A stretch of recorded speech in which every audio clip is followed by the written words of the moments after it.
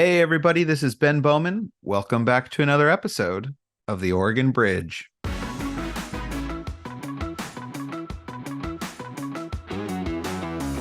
That pitfall could be real. I think it's real in a lot of other states, especially when there's states that don't sit neatly. The hardest thing that I think that people don't realize is the amount of time it takes to recruit. And then if you're successful, I created a bunch of primaries. The most fun days in the Oregon political system is filing deadline because things happen. The people that were outside the Capitol and then the Mike Neerman incident, right, where he opened the door, all that sort of stuff happened. I was in the Capitol at that time.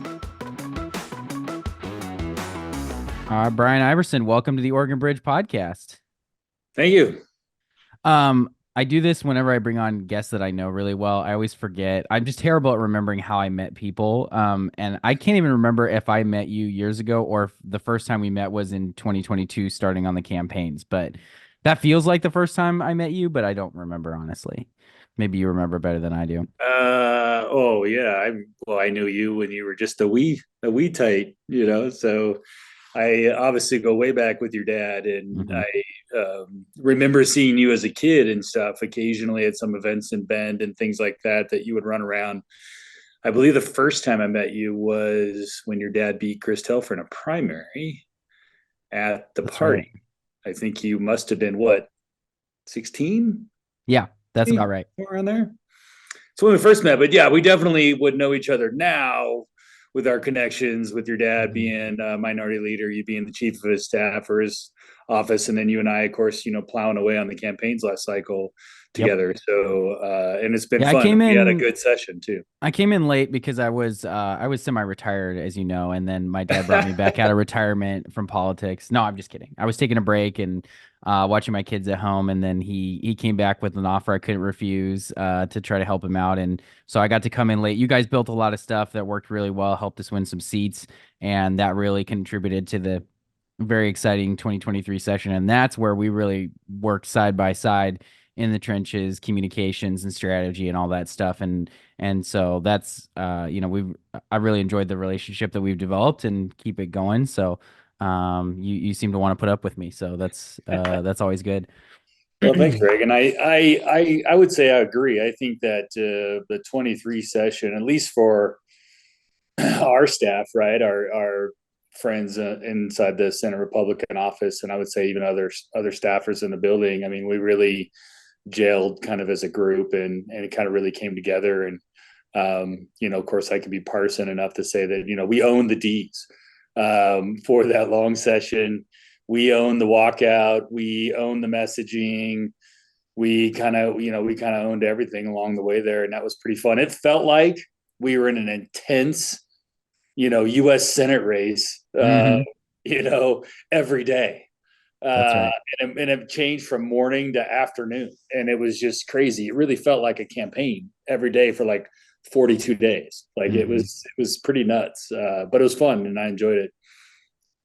And I think in getting to know you better and understanding kind of your background and stuff like that, the reason I wanted to have you on was there's kind of three things that I've noticed that you are just excellent at. And so going back to 2022, the first topic I was thinking about was candidate recruitment, because I think that a lot of times, and I think most people don't know what goes into the work of recruiting candidates. So like the idea sort of is, sure, there are some people that go out and want to run for office. They're self-starters, they're motivated, maybe they're really strong in their community, but for a lot of the seats that might be more either on either side, right, where it's like more heavy Republican seat or more Democrat heavy seat, it can be actually harder to find candidates for both of those areas for both sides. And so ultimately, I think both caucuses in the House and both caucuses in the Senate for each of the two parties, they need to go out and recruit candidates for some seats because your goal is obviously to acquire more seats, and that advances your caucus's agenda. And so you want to have as many candidates as you can, just to give you as many opportunities as you can to pick up seats. So what is your mindset or your strategy when you're first looking at your blank slate of, okay, here's where I need to find some candidates, and then what are some of the like building blocks and key things you look for? It's good. It's a really good question. It's one, I've been able to actually speak about this with some other states across the country as well Mhm. that have had challenges with candidate recruiting. And as you're aware, like last cycle, I did the House recruiting and the Senate recruiting, and we had 60 House seats where we had Republicans, and we had all but one Senate Republican seat where we couldn't find a candidate. We gave Prozansky a pass. But the rest, we all had strong, I like to say strong candidates. And I believe that you can't compete if you don't have somebody even just stating the basic goals and beliefs of what the Republican Party stands for in Oregon. And that was kind of our mindset going in, is let's make sure that in every seat we have somebody who's willing to stand up, go to a meeting, be in the voters pamphlet, and just say, there's not the Democrat way. There is another way. And then that was kind of the general philosophy of what we like to call the spread offense, I think, right? The West Coast offense, as they say. And when you're in the minority party, our job, I believe, is to challenge the majority. And so that has to be done, even if it's downtown Portland, or it's in Eugene, or if it's in, like you say, these swing seats or these seats where maybe the Democrats hold a significant advantage, but we have to challenge there. And so going into a governor's race, going into those sort of things, we felt that was the right strategy. And then the rubber meets the road at that point, right? So now it's like, now where do I find them? And so recruiting candidates, the way you're describing it, it sounds really easy. Like a lot of people say yes. Oh, your first meeting, you find the right person. There's never any trouble. I'm being a little bit sarcastic because I know some of the challenges. Yeah. Tell me about like some of the pitfalls and things generically. You don't have to be specific about, any candidate, but like what are the pitfalls and things that you run into, maybe things you wouldn't expect? Yeah, I think, so started off with, like we all do, I think, that has done this role before me and the people that'll come after me, and is you start with, okay, well, who's elected in that district, right? And you go look at park board, dog catcher, city council, mayors, that sort of stuff. I tended to like mayors from a standpoint of, is they've kind of dealt with some people hitting them with something, right? The speed bump in front of their house, and they're accosted at the grocery store. So they've kind of been there, done that kind of thing. And so they don't get, when they get hit in the face, they don't stumble too hard, right? They don't freak out. So I find that those sort of folks are always who we go to first, because you think, oh, they got a donor base, people voted for them before. Democrats do the same thing. It's no different. So we all tend to start there. The problem is that list tends to run dry really quickly for us. Yeah. Especially in non-Republican stronghold areas, right? So the list goes dry in a hurry. So then you start looking at who are the other people, and you just have to spend hours. And that's really what comes down to, is it's hours and hours of texting people, calling people, and just having those meetings with them and going through it, and eliciting help from many partners. We had many friends that would, everybody from the, Family Farm Association would help us out, Oregon Small Business, all these groups, right? Any group that's out there, like, do you have somebody in your membership base who's active in their community and they hate the direction of Oregon?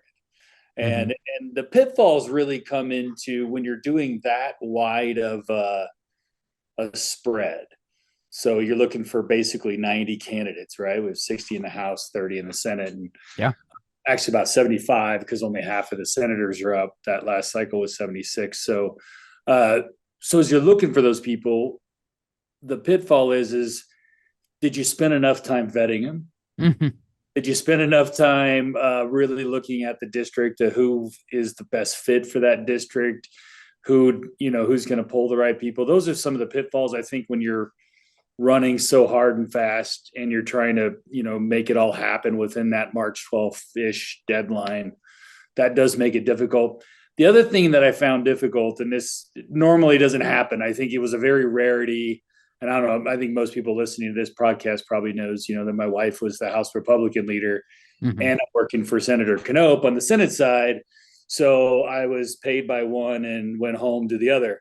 So I think the reality is that most times it was never one person recruiting for both the House and the Senate. That's a very rarity.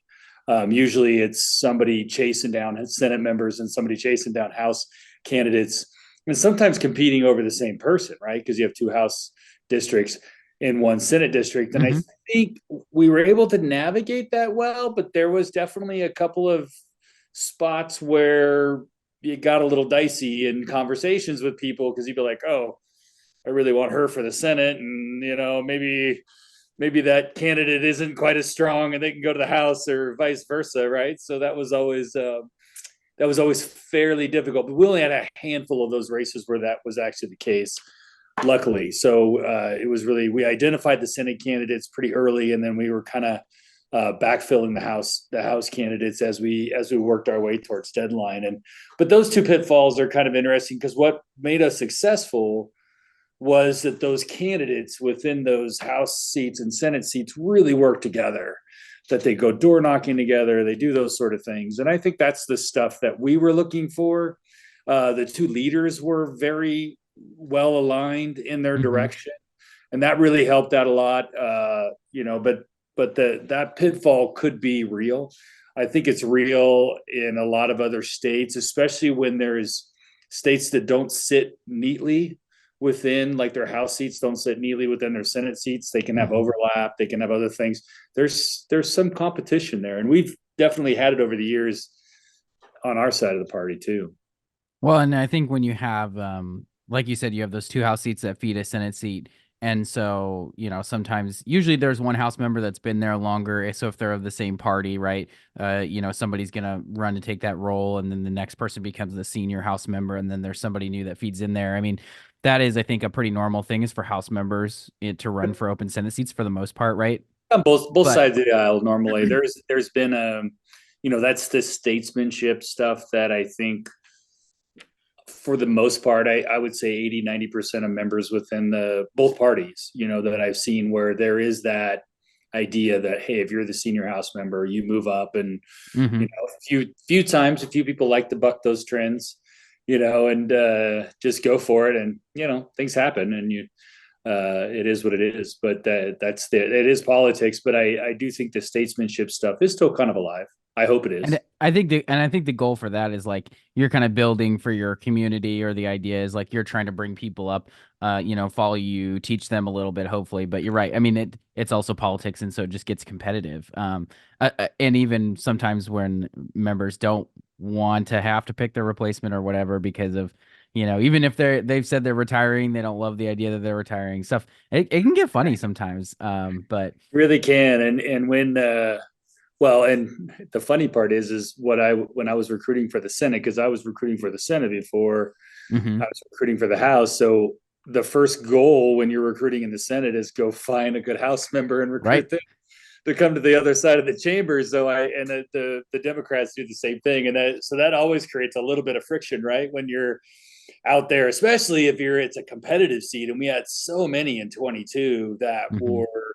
With redistricting, we had so much stuff that was moving and changing, and I'm out there, hawking House members like, "Hey, you ready to go to the Senate?" And I did grab a few of them that did make that move, to run for the Senate, i.e., Suzanne Weber and Raquel Moore Green. So two of them, and then both those were competitive seats that they left behind, and that definitely is it wasn't a pitfall this cycle, but I could see how it could be a pitfall. Yeah.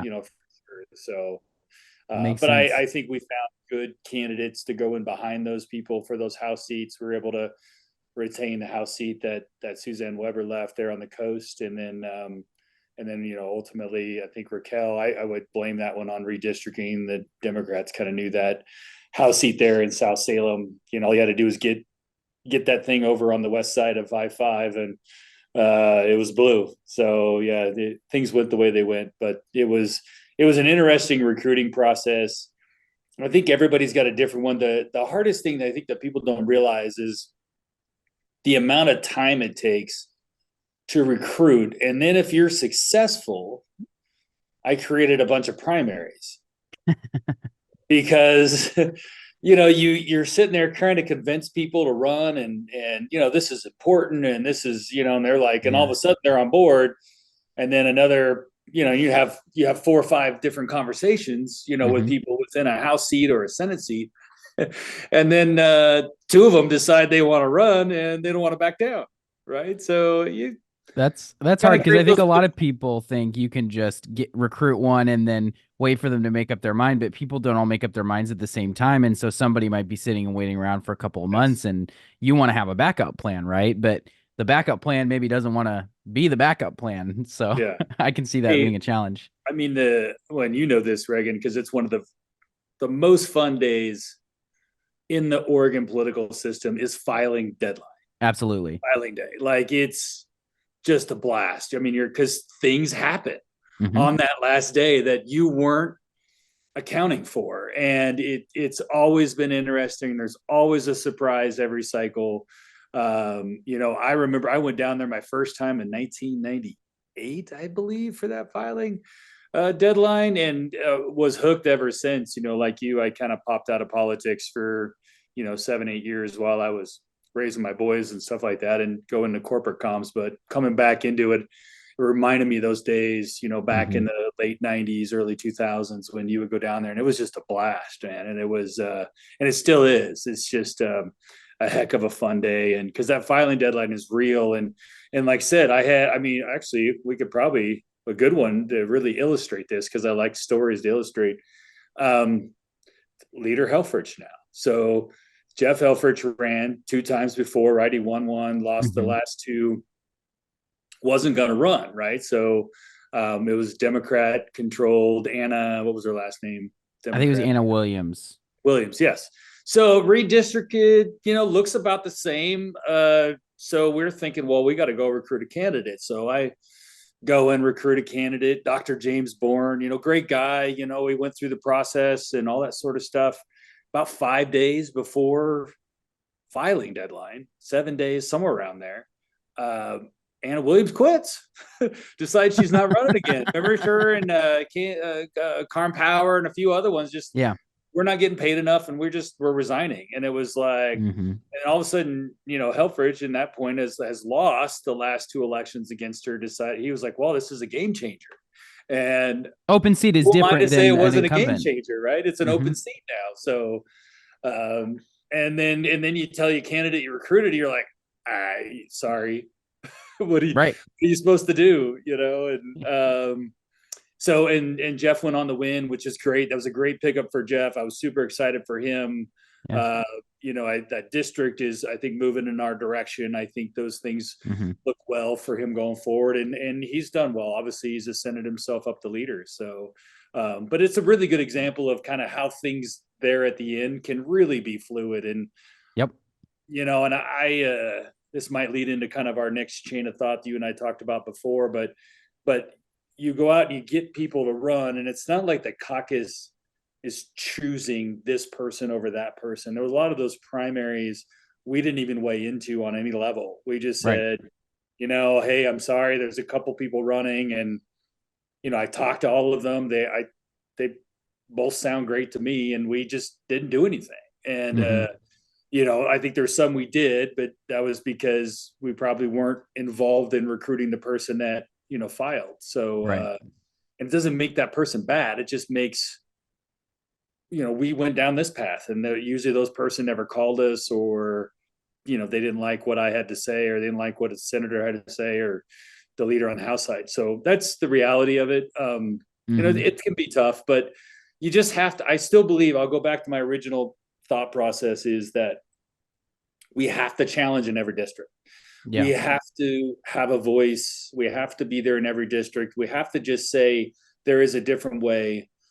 And especially in the wake of everything we're seeing today, I really think this is a more time critical than even 2022. I think a lot of people thought there was a wave in 2022. We had a wave.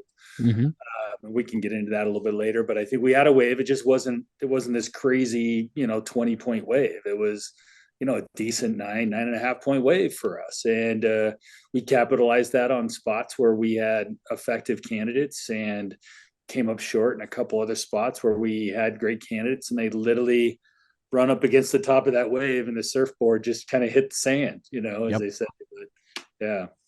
Well, I think as you were alluding to, one of the other topics that you and I talk about that just seems to come up pretty often. I think that well, first of all, back to your point, you're out there doing as much as you can, and everybody's working, sometimes together, sometimes not, on recruiting, because everyone's trying to influence the political process. At the end of the day, that's what it's about, right? The candidates that get elected have the most influence over what happens in the legislature, because that's mostly what we're talking about. But it's true for Congress, it's true for governor and everything else, local offices. So everyone's just trying to influence the political process for their, for their own goals, whether it's a business trying to make it easier to do business, or, a group that wants a law to be changed because they think it's, not just, or whatever it is, right? And so I think a lot of people just go out there who don't know what goes into this process. They look at it and they say, oh, the people don't get to choose who represents us. And no one person has control over all this stuff. No, not even a small group of people, as much as they try, is going to be able to control every facet of this stuff, right?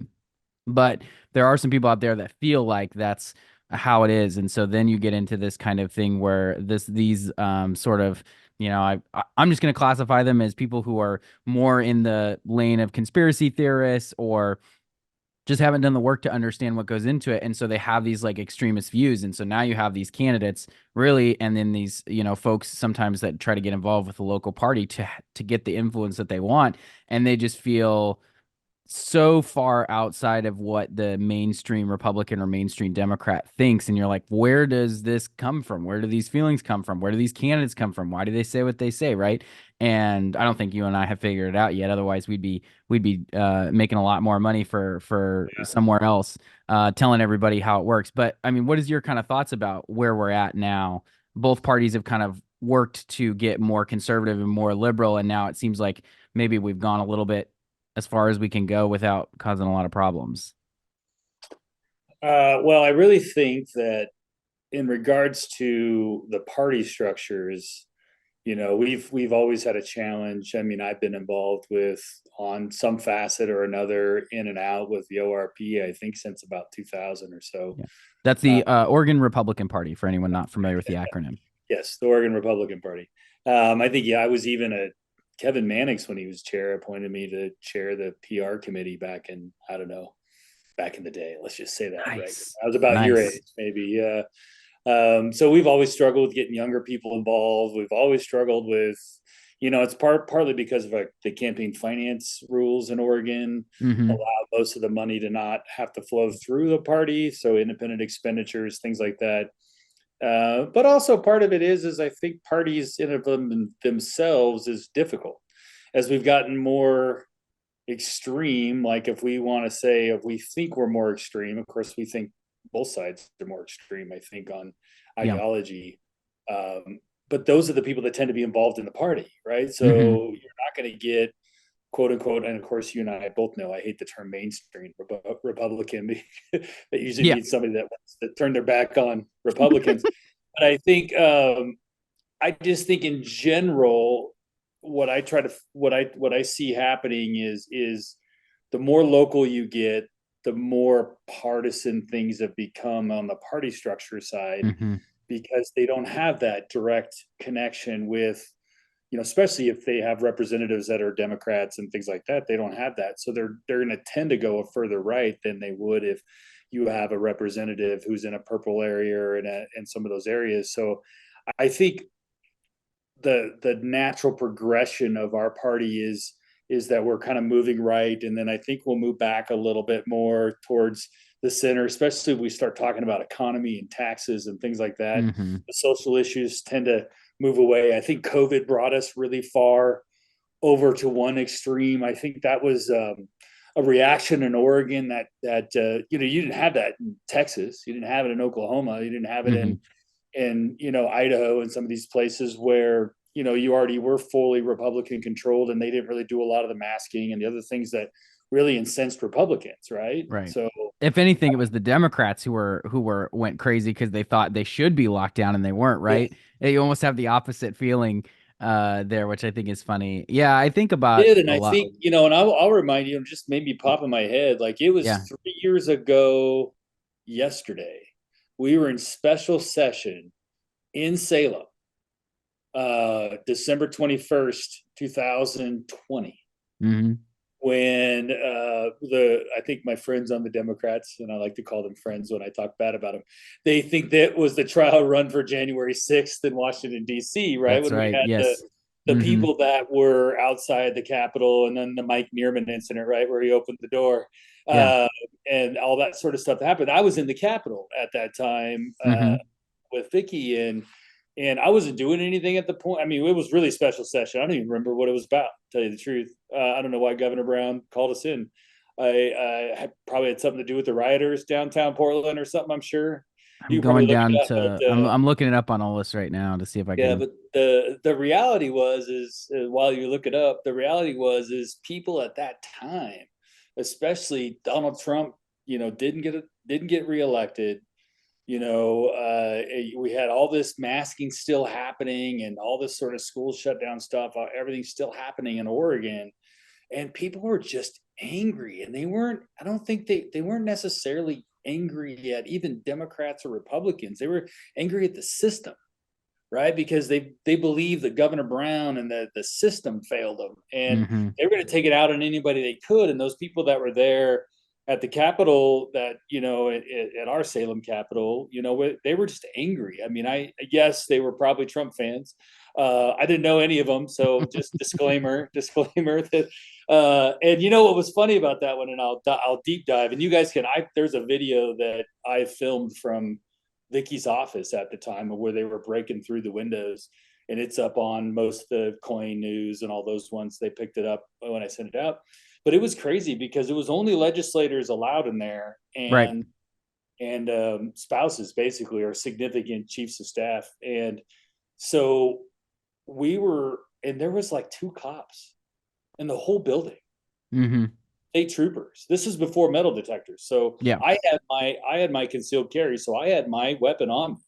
Mm-hmm. And so did Rep Stark and Rep David Brock Smith. I think the 3 of us, we had a real discussion that day when they were breaking through those windows. Mm-hmm. A real discussion. And I kid you not, there was like 2 troopers in the building. And I went down to the garage, and all of a sudden there was troopers coming in through the basement, and guys were like strapping their stuff up as they're coming into the building because there was only 2 people there. Yeah. And it was scary. Not scary from, I didn't think these people were gonna, but they're all carrying guns too, right? So it was scary, but ultimately it got resolved, and I think, but it was just frustration. I think it was barred out of frustration. And I don't think those people were delineating the difference between Republicans or Democrats. I think it was really just system, right? I just texted somebody today. Misallocated anger is like the number one thing that I think is the most problem with our political system right now. And this may go back to, I mean, I remember learning, of course, I was homeschooled, so my civics education was like literally going to the Capitol and stuff, right? And my dad teaching me how a bill became a law, and but I probably couldn't ask for much of a better teacher. I don't. 100%, 100%. But there's way more steps when he's doing it. It's not like it goes to committee and then it goes to there's way more steps. There's a lot of stuff you got to do. The political process of how yeah, a bill becomes a law. that's right. That's right. Got to talk to everybody on the committee. Got to talk to all the stake. No, you work out, then you walk out, and then you make it better, and you come back. Oh man, we're gonna get emails about that. No, so sorry, Senator. That is, I think, and now I'm derailed my train of thought here with our hilariousness. That's right. But I sent a text and I said the misallocated anger is no one problem. And I think it kind of goes back to, I mean, I was obviously benefited from a really good civics education and even the basic civic education that I got in the curriculum sort of taught me. And I fielded so many phone calls as a staffer. Someone called the other day about wanting to tell our office that they don't want Trump banned from the ballot because they saw what happened in Colorado. And I just talked her through it. I was like, hey, I totally understand why you might think that and why that'd be your opinion. We won't get any input on that. She said, oh, tell me more about that. I called Merkley and White, and I said they won't either. The people who will get input, the Secretary of State, probably because she's going to be the one who determines yes or no on the ballot. And then there's a private group that's suing, and then the judges that hear the case, right? Those are the ones in our system that will have influence over that opinion. The legislature won't vote for who's on the ballot. They'd have to change the law. They can, but it's unlikely. And so I talked her through it, and she understood what I was saying. She was like, oh, that makes sense. Who do I? And then I gave her the right directions on where to call to put that, and will her call have an impact on that decision? Maybe, maybe not. But at the end of the day, she knew where to direct her frustration about this thing that she cared about. And I think, I think civics education is obviously a part of it. I think, communication, there's always discussions about how can we improve communication between the local political parties on both sides of the aisle, and because I think Democrats experience this frustration too with being unable to communicate with their base, right? Which is like everyone thinks the base is who holds you accountable, the base who gets you elected. And it's like that sometimes the base is the one that doesn't understand the issue, right? And you're trying to explain it to them, and those lines of communication aren't as developed as they need to be. And so I think like if we were, I think maybe we can communicate better. I think they can also, listen and ask questions better, right? There's a give and a take there in that line of communication. It has to be two ways, but you can see where the communication breakdown happening results in people having anger and not knowing where to direct that, right? And because our system of government is so distributed and it's gotten bigger than when it started, it's hard to know where to send that stuff sometimes, right? And I think that's a part of it.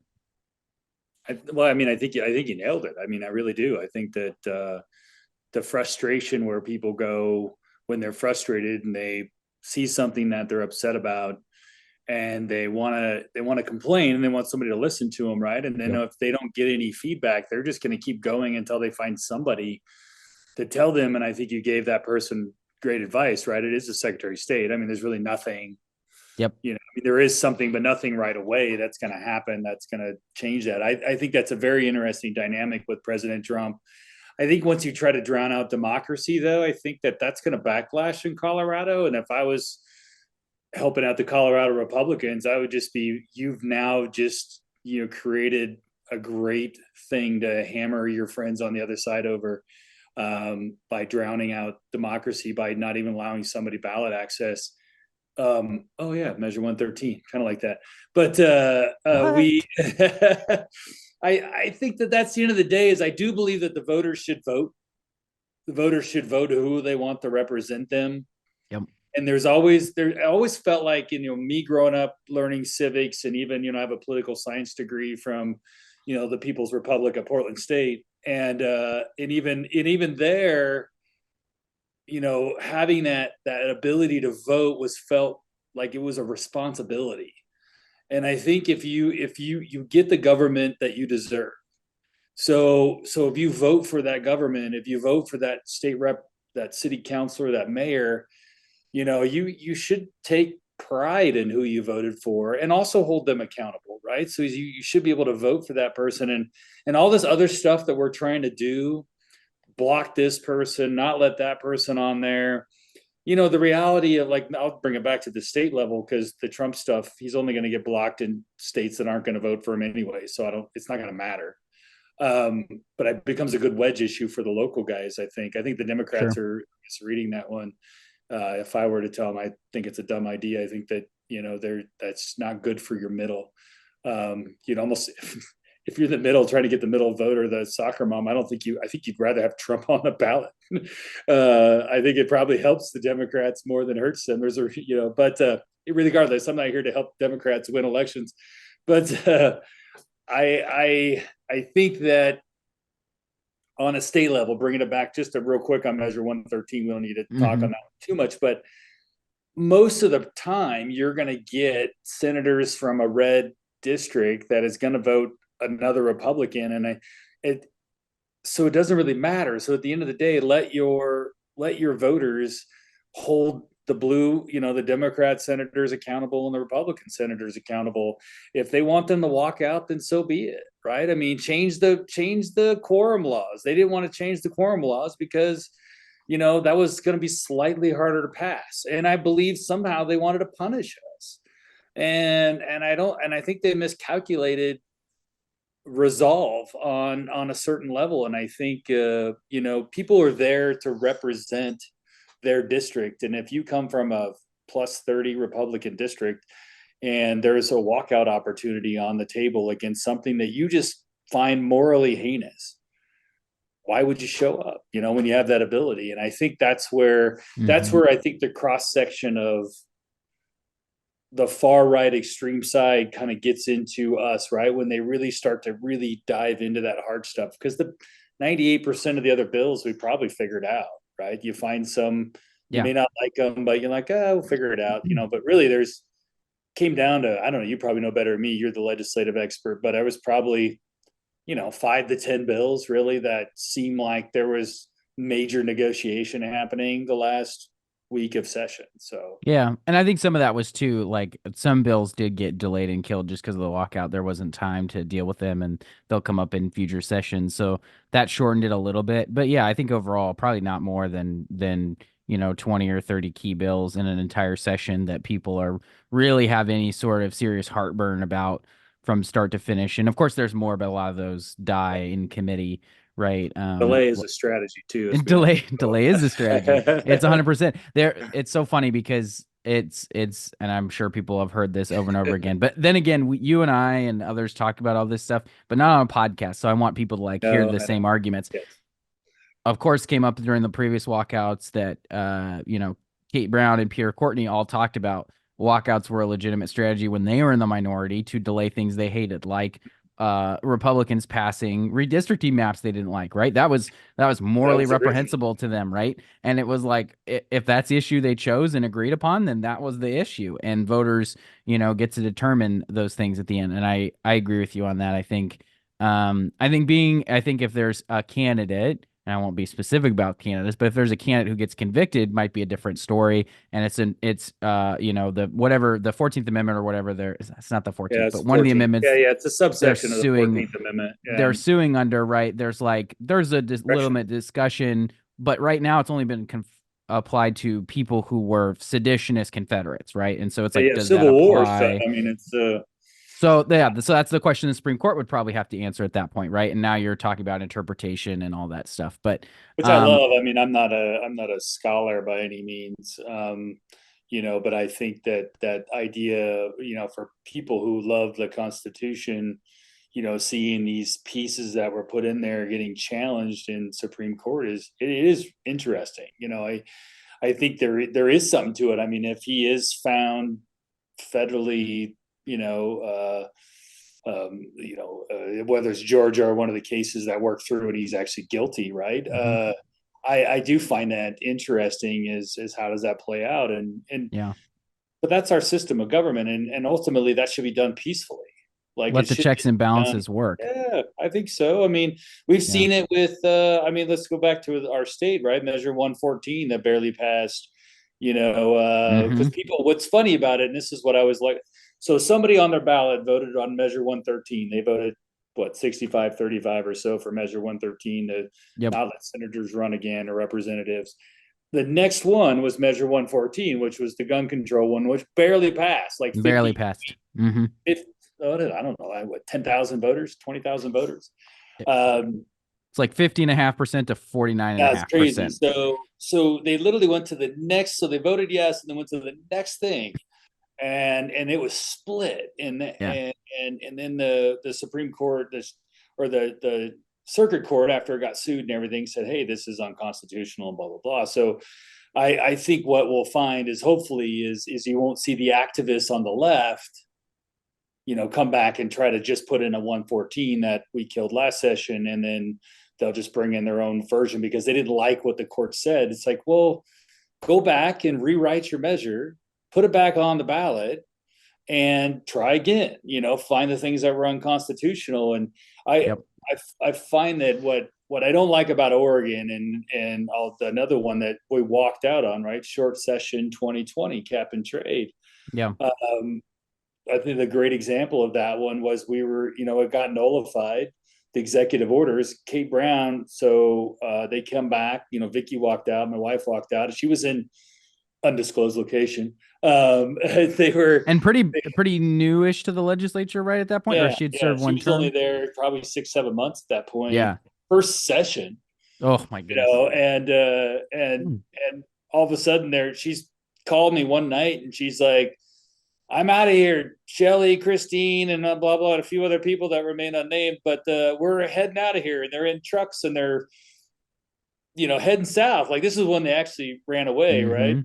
Where we were worried that Governor Brown was going to send state police after him. And so I'm booking hotel rooms and, we're coordinating everything and getting them out of the state and stuff. And, they ended up coming back at the end of that as well, but it killed that. And then Governor Brown just signs executive orders and just says, well, we don't really care what the legislature says. So, and that's what I think most people, I would hope that most even rational Democrats are upset about is if we were a red state, you would hate it if we were to take executive orders and just override what the hell happened at the legislature. I mean, I think the left would they would go insane. They would be, and I feel like if they're going to do it to us, on the right, like, they have a little bit more compassion for our side of it, and also have some, I think at the end of the day, have some levity towards the process. And I think the process matters. I think the process of the legislature, I think, is a beautiful thing. And I think this is what we argued about us walking out this last session, was that the process is getting usurped by lawyers and people that don't want to go through the process. They don't want to go through the process of having committee hearings and hearing somebody that doesn't agree with them. Right. And we're seeing more and more of that, which I believe when you have a majority that becomes more extreme, and they just keep pushing down their ideals, the other people on the other side are just going to get further extreme on their end of it. So one doesn't beget the other. So, and I think the same thing happens in Texas, right? I mean, you look the other way, right? The Texas Democrats. Yeah. Yeah. I mean, I think we see it on both sides of the aisle. I just think, and going back to your whole point, like, know where to direct your anger, know where to direct what you need to do, and then go after it. And that's all we can really tell people to do. And then I say run for office, right? I mean, that was going to be my next one. There's a lot of, I tweeted a bunch today that that haven't run yet, but I should tweet all the open seats that are out there that we don't have a Republican in that are open. I'm not recruiting people for the House this cycle, but we should make sure we have people running and saying that stuff, and stand up. You have a voice when you put your name on the line. Yep.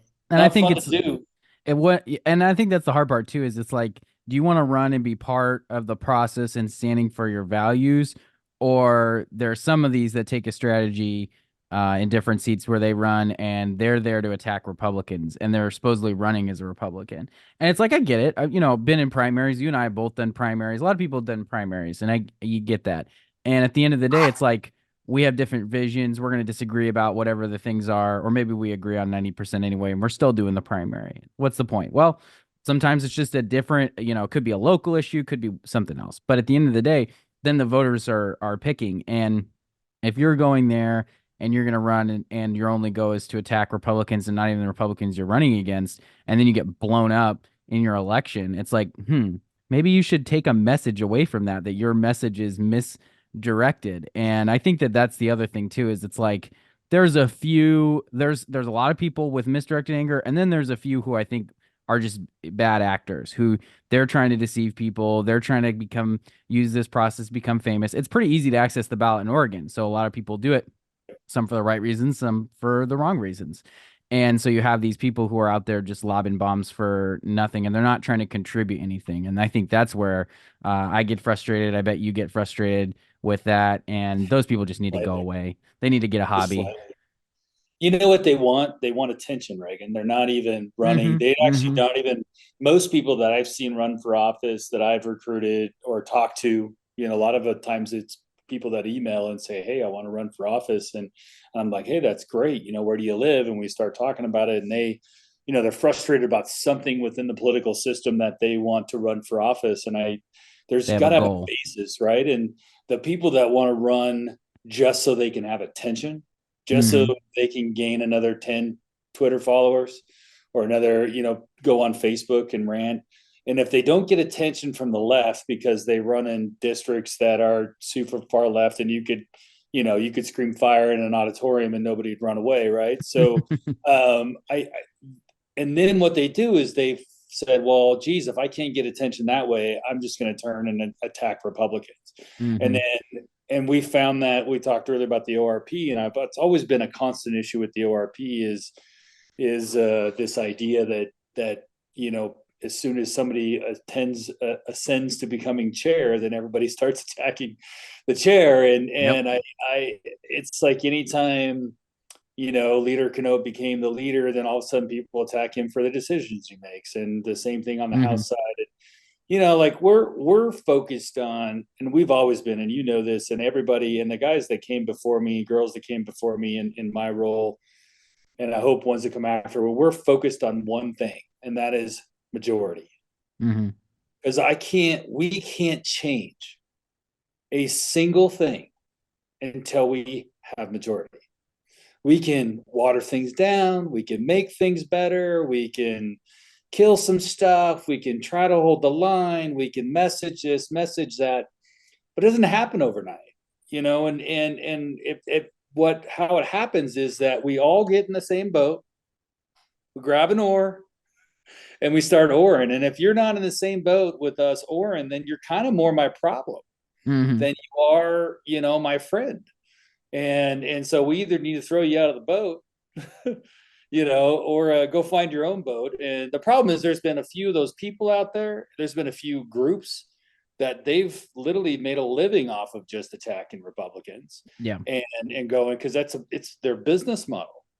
Instead of saying, why don't you be supportive? And then if you're supportive and you didn't quite get what you wanted, then you just turn and start attacking us. And I just don't think that's the right way to go about it. I don't think that ultimately even they feel it's the right way to go about it, but I think they just want attention. And I just think that stuff is just sad. And I think some of those people, sadly, they've seen get to those places of attention, i.e. like Matt Gaetz, Lauren Boebert, some of these ones that they see nationally that have all of a sudden get this crazy amount of attention because they attacked another Republican, right? And I think so they think, oh wow, well I want to do that too, right? I mean, it was kind of that Trump mantra. It's like, well, I can be like Trump too, and I can hammer down. I'm like, listen, there's only one Trump, and the people that try to act like Trump that run for office, I'm like, listen, you're not a billionaire, and Trump he's got a masterful way of handling media that people don't ever give. They just think you can just be loud and obnoxious and you can be like Trump. And they're like, dude, this guy is skilled in a way that you will never ascend. What's kind of interesting about him too is you talk about him as unique personality, like he's being himself 100%, and people trying to imitate him are not being themselves. And that's the key difference, among other things. If they were themselves, they would be more successful. And Trump, I mean, he was on The Apprentice, right? And I think that if he didn't know it before then, that's where he understood and learned how the media operated. It could have been before that, but I think that's what he's most well known for. And that's where his basically unlimited name ID comes from, right? The other thing that he has that most people don't have. And so, yes, I agree. He is a strategy and a goal. And I think that's interesting too. It's like, I will say this and then I'll eat my own words at the same time. When I think you mentioned social media as being part of that attention seeking, a little bit of a problem, right? The idea with social media was communication and allowing people to communicate from all over the world about different topics and stuff like that who don't know each other really. I mean, you can connect with your friends on Facebook, but ultimately the goal is to connect you with people you didn't know. And that was good, but the flip side of that is the people who are just using it for attention. Like most of the time when I post something there, sometimes I am just having a good time, but most of the time I have like a goal when I'm posting. I'm posting some important information for a reason or whatever, right? And these guys don't have a goal except for attention. I think, not to get all boomer on social media, but maybe some people need to unplug, or maybe we need to shut it down for a couple of weeks. Well, if you follow me on Twitter, Reagan, you'll see my war on public transportation is real. It's legit. It's not for fun. Yes. I'm just kidding. I agree. I think it's some of those things it's for fun, and some of those things we're trying to convey, information, and I'm with you, but you should take it as, it's fun to kind of poke fun when I Hmm. see, Merkley's staffer use his Twitter account. I doubt that that's Merkley, but, usually like posting something, you're like, oh, it's just blatantly political. And you like to poke fun at him and just say, you're silly. I mean, I don't go on there and say, oh my God, you're a horrible person and you suck, and drop a bunch of F-bombs right on Twitter. Cause what's the point of that? Like, Yeah. it's not even clever. Like I at least enjoy clever tweets. If anything, I enjoy clever Yeah. banter. Something funny. Yes. Yeah, I enjoy that part. I don't care what side's doing it. I think it's almost, I kind of enjoy the cleverness of it, and also, quite frankly, I mean, so there's some Democrats that I follow out there that they got some pretty decent ideas, but they Hmm. get drowned out as well, by their left if they put out something, and it's like, wow. And I like Bike Portland, I think, is one of your best friends, right? Or right, Biking I Portland, one of those I guys. it's funny. I've replied to them a couple of times, and I'm not. I will tell you, I'm not a biking infrastructure advocate necessarily, but I do find some of the stuff that they do interesting. I've also found some of their tactics to be not super awesome at all. They seem to struggle getting people on board, but with their agenda, mostly because in Oregon it gets really freaking cold, and no one wants to ride a bike when it's cold. But So the climate's really against them. But if they get all on board for changing the climate to be really sunny all the time, then we can have a conversation about bikes as being our primary mode of transportation. I would Um, agree. I only bring that up because it's fun. One of the things that and I'm not elected official, but um, I don't believe that bike lanes should share the same lane as a car. mhm. I just don't believe that this idea of sharing space, e-bikes, all this sort of stuff, you know, accidents are going to happen. That's just the reality of human nature. And the reality is if I'm in my car and you're in your bike, you lose. Yep. You lose, I win. And so I have had my bouts with those guys where I do agree with him on that. I don't know if we should be spending $1 Right. billion and putting a whole second story bridge over the Columbia for people that want to ride their bike from Vancouver to Portland. I'm with you on that, Yeah. but I do think that there's sharing the same space is Yeah. probably not conducive to everybody. And it's so funny when you see people that aren't from Oregon and they go to Portland, and I've been I go up to Portland enough for work and everything like that. And you talk to people Hmm. and they're like, what does the green stuff mean on the pavement? And I sit there and I'm like, well, that's kind of a bike lane. And they're like, well, can I drive in it? And I'm like, well, I don't know, really. I feel like you can, but how Hmm. do you make a right turn? It is crazy, right? Because you're trying to share this space, and it's just it is it's an oddity, but yeah, and they're having the same e-bike problem now with kids hopping on those e-bikes, and Hmm. it's not going to become a good thing.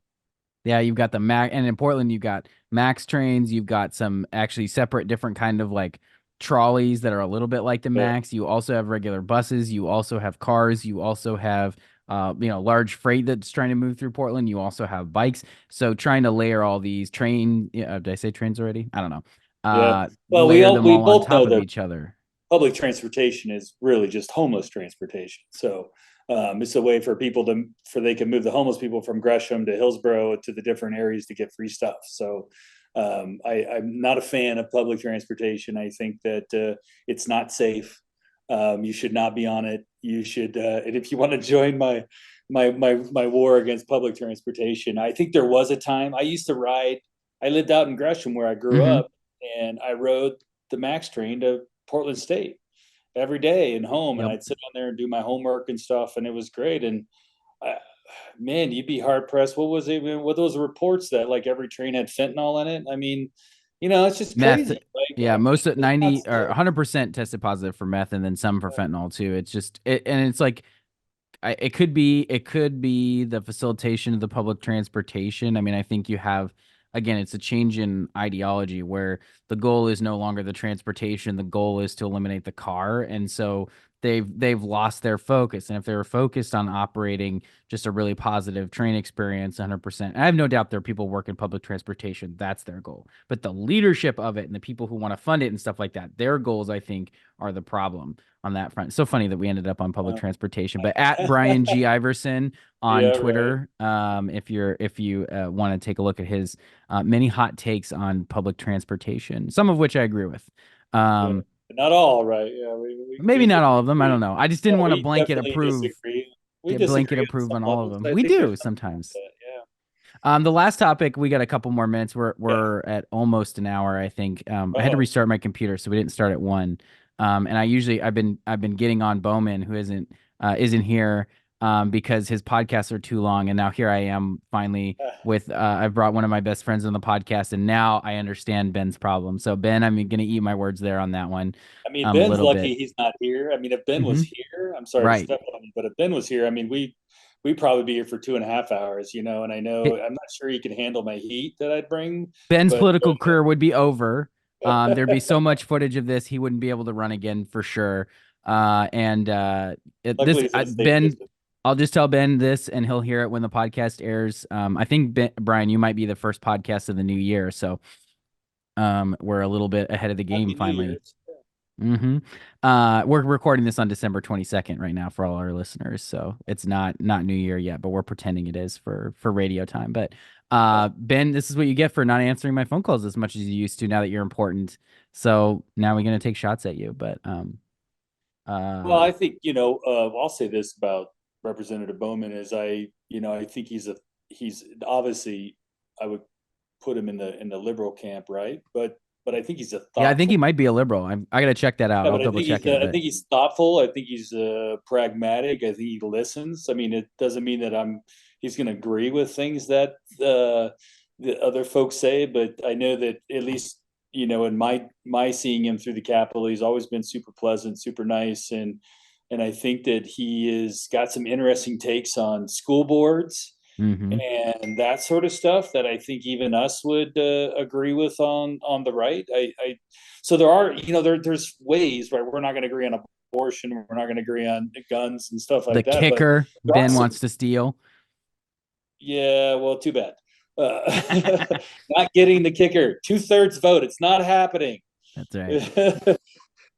I don't know how much they could try, but it's not going to happen. Reagan, it's not happening. I hear there's some polling coming out that's about to show the kicker has like over 70% approval. So yes, Oregonians love their kicker. So well, and they also hate sales tax, and they hate there's a lot of things about Oregon that I think has made us slightly different than California and Washington that has allowed us to stay a little bit more in the purple realm and not go full on to the left. And it, to the chagrin of, I think, some of those folks that want us to be like California and Washington, we've been able to just beat that back just enough because of those unique things that make Oregon. I think there are some unique things there. And I hope that our Republicans, that are out there, doing God's work, running for city council, running for state rep, or whatever it is that you're doing to help your community, remember that the Oregon way wasn't always just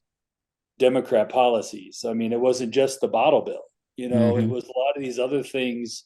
And I also think the bottle bill's great. Like, I don't, have an issue with that. I think it's, it was a great idea. It was unique. It was different. And there's a lot of things that make Oregon. There's a lot of things what I love about Oregon that probably, people on the left love about it too, and the mountains, the seas, and all that sort of stuff. And we just have to focus on that, delivering the message of lower taxes, local control, let the communities, and then, and then also just moving Portland to Washington, we'll be fine.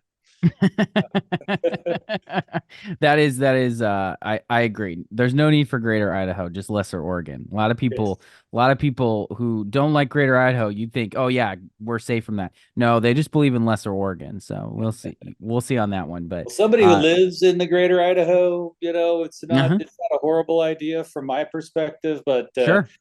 Yeah, there's a lot of issues with it. I in regards to moving borders that much. Yeah.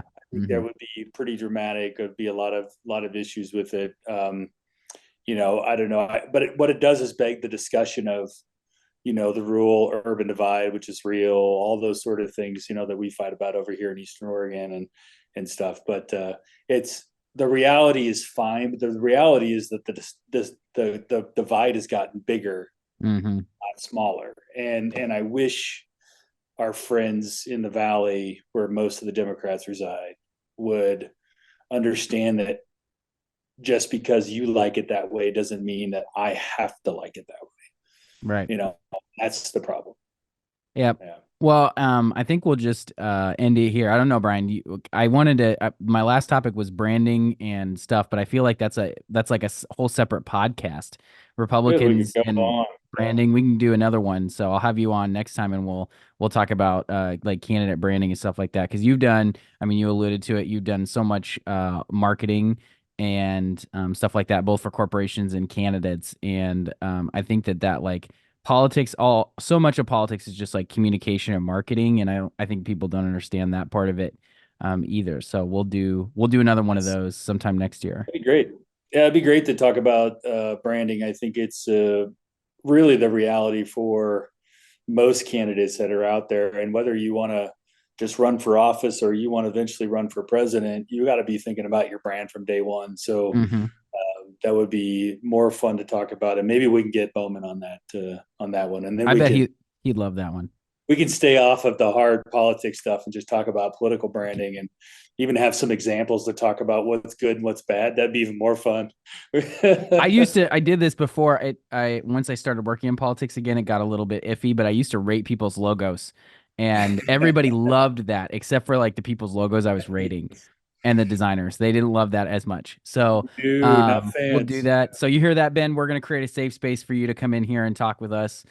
Keep it limited topics, all that. So, well, Brian, anywhere else you want people to find you besides at Bryan G. Iverson on Twitter? No, that's really kind of the only place where I do my political work. I have a Facebook account, but it always seems like, I try to keep that for family stuff and those sort of things. And Instagram always is just for me watching reels. So I don't really post anything on there. That's exactly it. Just Bryan G. Iverson on Twitter or X these days. But that's probably where I'm at. People can send you a DM there, and if they need more information about you, really don't be a creeper. People, calm down. I mean, I know it's hard. Yeah, it is hard. Well, thanks for joining us, Brian. I appreciate your time. And how about this for the last plug? I would say is if you want to run for office. Let me know. I'll point you in the right direction. There you go. You've got yourselves a contact, and if he really likes you, you'll hire him on as a consultant. So. Whoa. You've already got too many clients. Is that the problem? Yeah. Happy New Year, everybody. How about that? We'll see you in short session. Yes. Sounds good.